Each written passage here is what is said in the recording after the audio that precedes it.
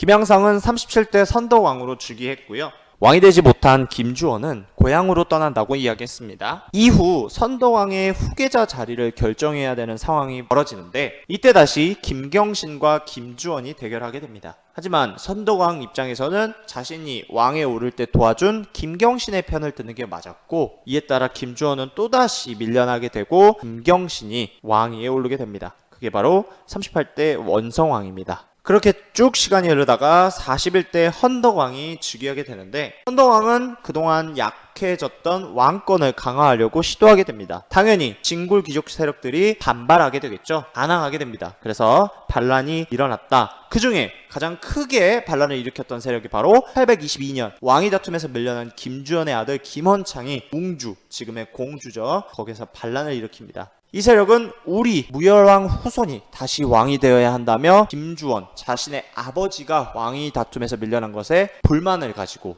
반란을 일으킨 겁니다. 이 세력은 생각보다 굉장히 큰 세력이 됐는데요. 그에 따라 5소경, 5개 소경 중 3개 소경을 위협하게 되었다. 하지만 결국 웅진성 전투에서 패하면서 신라 정부군에 진압당하게 됩니다. 김헌창 세력이 웅진성에서 진압당하게 되자 825년에 김헌창의 아들인 김범문이 한산, 서울에서 또다시 반란을 일으키게 됩니다. 하지만 이 또한 신라 정부군에 패해 진압당하게 되고, 이 사건들로 무열왕의 후손 세력들이 몰락하게 됩니다.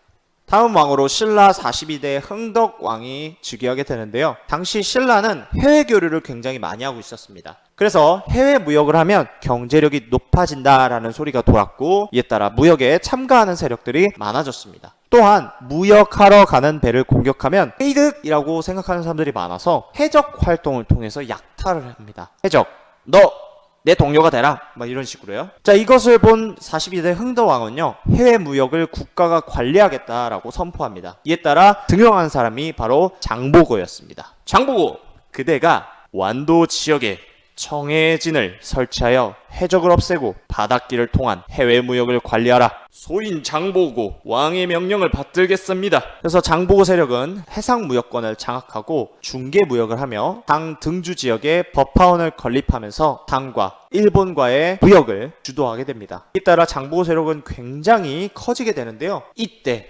흥덕왕의 후계자 자리를 결정해야 하는 상황이 벌어지게 됩니다. 당연히 왕의 자리를 두고 다투는 세력이 등장했고요. 대표적으로 2명이 있었습니다. 김재룡과 김균정이었습니다. 근데 이 둘의 대결은 어떻게 끝났냐? 김재룡이 김균정을 죽이면서 왕위를 차지하면서 끝나게 됩니다. 이게 바로 43대 희가왕인데요. 이때 김균정이 죽으면서 그의 아들 김우징이 자신이 죽을 것을 두려워하여 장보고에게 도망가게 됩니다. 장보고는 이러한 김우징을 받아들였고요. 김재룡이 김우징을 신경 쓸 틈도 없이 다시 한번 반란이 발생해서 김명이 반란에 성공하게 됩니다. 이에 따라 김명은 44대 민해왕이 되고요. 이러한 상황을 지켜본 장보고가 이때가 기임을 생각하고 김우징의 반란을 돕습니다. 하지만 이때 조건을 다는데요. 김우징, 내 자네를 도와주도록 할 테니 자네가 왕이 되거든 나의 딸을 왕비로 맞이해달라. 그럼 내 성심성의껏 도와주도록 하겠네. 김우징 입장에선 너무 고마웠죠. 오케이를 합니다. 그래서 결국 839년에 김우징의 난이 발생하고요. 이때 장보고 세력이 도움을 주어서 반란이 성공하게 되고 김우징은 45대 신무왕으로 즉위하게 됩니다. 하지만 신무왕이 약속을 지키기도 전에 병으로 금방 사망하게 되고요. 신무왕의 아들 46대 문성왕으로 즉위하게 됩니다. 이 문성왕은 아버지가 장보고와 맺은 약속을 지키기 위해서 2번째 왕비로 장보고의 딸을 맞이하고자 합니다. 하지만 진골 귀족이 엄청나게 반대합니다. 귀족 출신이 아닌 것을 왕비로 맞이하면 안 됩니다 라고 엄청나게 반대하니까 문성왕도 어쩔 수 없이 결혼을 취소하게 됩니다. 이러한 46대 문성왕의 결정에 장보고는 굉장히 분노하게 돼요. 결국 846년에 장보고의 반란이 발생하게 되고요. 장보고 세력이 아까 말했듯이 무역권을 장악하고 군사력도 엄청 강력하다 보니 신라는 쉽게 장보고의 난을 진압할 수가 없었습니다. 그래서 선택한 것이 장보고의 부하 염장을 설득하는 것이었습니다. 염장은 이 설득에 넘어가서 장보고가 잠들었을 때 암살한 뒤에 도망을 치게 됩니다. 지도자를 잃은 장보고 세력은요, 진압당하게 되고 청해진은 이후 폐지되게 되면서 완전히 폐허가 됩니다.